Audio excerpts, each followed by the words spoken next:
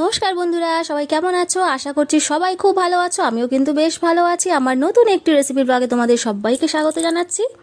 আজকে আমি তোমাদেরকে দেখাবো কি একদম টিপিক্যাল একটা রান্না, যেটা হচ্ছে নর্মাল চিকেনের ঝোল, তাও আবার আলু দিয়ে। কিন্তু নর্মাল হলেও একটুখানি বিশেষত্ব আছে, কেননা চিকেনটা কিন্তু আমি করব একদমই লঙ্কার গুঁড়ো ছাড়া। হ্যাঁ, লঙ্কার গুঁড়ো ছাড়াও কিন্তু একদম লাল লাল চিকেনের ঝোল রান্না করা যায়। কিভাবে করছি চলো তোমাদেরকে সেটাই শেয়ার করি। তো দেখো, এখানে কিন্তু প্রায় ওই 1 কিলো 300 গ্রাম মতো হচ্ছে চিকেন আছে। আর এটা কিন্তু স্কিন সমেত, দেখো স্কিন সমেত কিন্তু চিকেন। এখন কিন্তু অনেক জায়গায় এরকম আছে যে মেশিনের মধ্যে কাটে, এরকম স্কিন সমেত চিকেন খেতে কিন্তু দারুণ লাগে, এটা একটা অন্যরকম টেস্ট লাগে। আর আমরা কিন্তু না চিকেনের এই পাটাও খাই, যারা খাও না তারা কিন্তু একটুখানি অ্যাভয়েড করে যেও। তো দেখো, আমাদের বাড়িতে সবাই খেতে ভালোবাসে, আমি খাই না কিন্তু আর বাকি সবাই খায়। তো দেখো, এই যে আলুগুলো কেটে নিয়েছি বড় বড় করে। যারা আমার নতুন বন্ধুরা রান্না করছো তাদের জন্য বিশেষত কিন্তু আমার এই রেসিপিটা। তো দেখো, এখানে পেঁয়াজটা একটুখানি গ্রেট করে নিয়েছি গ্রেটারে, রসুন বেটে নিয়েছি, আর কটা গোটা রসুন নিয়েছি। গোটা রসুনটা কেন নিয়েছি সেটা দেবো ঝোলের মধ্যে, ওটা কিন্তু রসুনটা খেতে বেশ টেস্ট লাগে মাংসের ঝোলের মধ্যে। এখানে মশলার মধ্যে দেখো নিয়েছি একটু দারচিনি টুকরো নিয়েছি, অল্প একটুখানি দারচিনির টুকরো নিয়েছি, আর এই 3টে মতো তেজপাতা নিয়েছি, আর কাঁচা লঙ্কা। কাঁচা লঙ্কাতেই কিন্তু আমি রান্নাটা করব, কিন্তু কালারটা কিন্তু একদমই সাদা সাদা আসবে না। কিভাবে করছি চলো দেখাবো। আর গুঁড়ো মশলার মধ্যে এখানে জিরের গুঁড়ো, হলুদ গুঁড়ো আর নুন। আর নিয়েছি দেখো ছোট কাপের 1 কাপ সর্ষের তেল। আর দেখো এর আদাটা আমার কিন্তু ফ্রিজে বাটা থাকে বেশি করে, তো সেটাই বার করে নিয়েছি। আদা আর টমেটো, ব্যাস। তো চলো রান্নাটা শুরু করা যাক।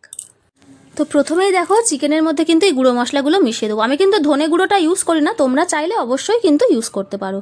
ধনে গুঁড়ো আমি ইউজ করি না, কোনো তরকারিতেই দিই না আর কি। তো জিরের গুঁড়োটা হলেই মোটামুটি হয়ে যায়।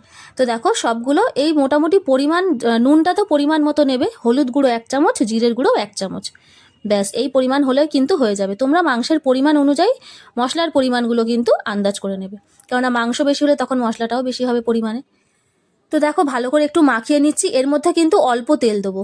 আগে গুঁড়ো মশলাটা ভালো করে মাখিয়ে নিলাম। আমি কিন্তু কখনোই পেঁয়াজ রসুন আদা দিয়ে মাংসটাকে মাখাই না, ওটা আলাদা ভাজবো। তো দেখো, এর মধ্যে কিন্তু অল্প একটু তেল দেবো, এই দেখো। আর বাকি বেশিরভাগ 1/3 হচ্ছে এতে দিলাম। আর বাকি হচ্ছে আমি কিন্তু দিয়ে দেবো ওই আলুর মধ্যে, আলু পেঁয়াজ এগুলো ভাজবো সেইটার মধ্যে। তো ওখানেই বেশি যাবে, আর এখানে কিন্তু অল্প তেলটা আমি মাখিয়েছি। তো এখানে দেখো কড়ার মধ্যে এখানে এই যে বেশি পরিমাণ তেলটা দিয়ে দিলাম আর কি। তো তারপরে এর মধ্যে দিয়ে দেবো হচ্ছে আলু। আর আলু ছাড়া চিকেন যেন বাঙালিরা ভাবতে পারে না। চিকেন হবে তার মধ্যে আলু থাকবেই। আমাদের বাড়িতেও কিন্তু সবাই খেতে খুব ভালোবাসে আলু দিয়ে চিকেন। তো চিকেন হলে আলু কিন্তু দেয়া হবেই তাতে।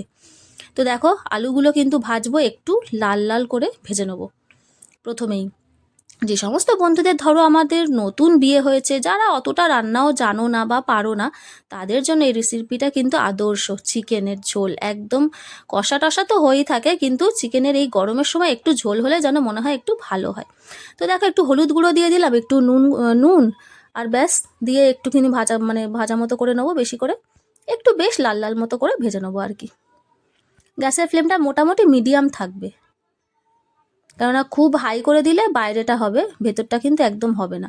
তো খুব সিদ্ধ করবো না আলুটা, মোটামুটি একটু ভেজে নেবো, কারণ এটা চিকেনের সাথে আবার দেবো। তো দেখো, একটু লাল করে ভেজে নিয়েছি আমি, ব্যাস। এবার এগুলোকে হচ্ছে তুলে নেব, তারপরে হচ্ছে চলে যাব কিন্তু আসল মাংসের এই যে মশলা।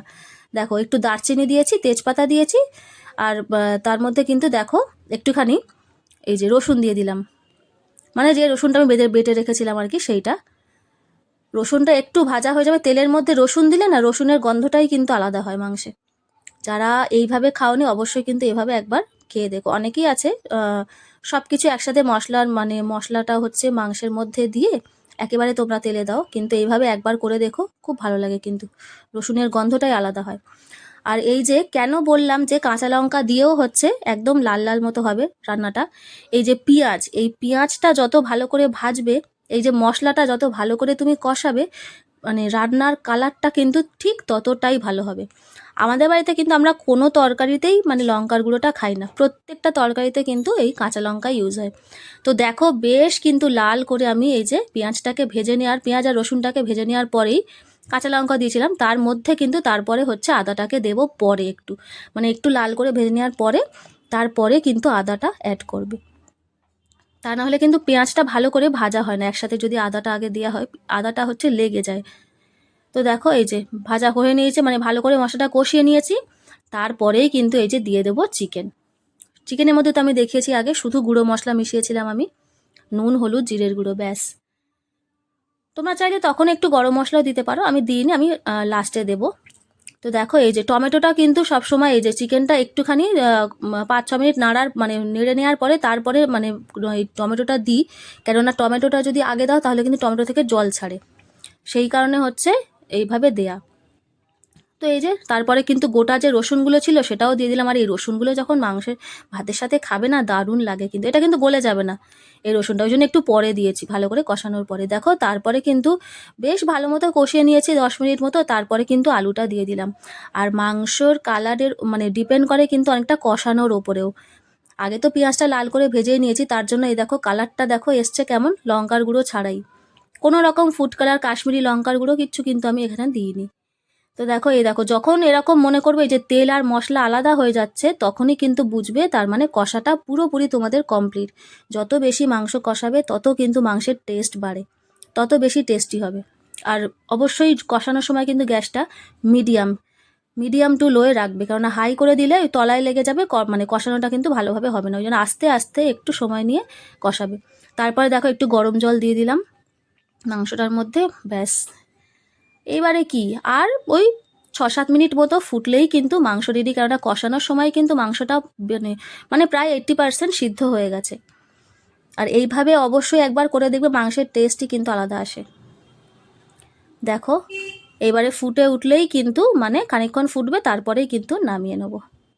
যারা এতক্ষণ ধরে আমার সাথে আছো বন্ধুরা, ভিডিওটা দেখছো, তাদের সবাইকে অসংখ্য ধন্যবাদ আমার সাথে থাকার জন্য এতক্ষণ।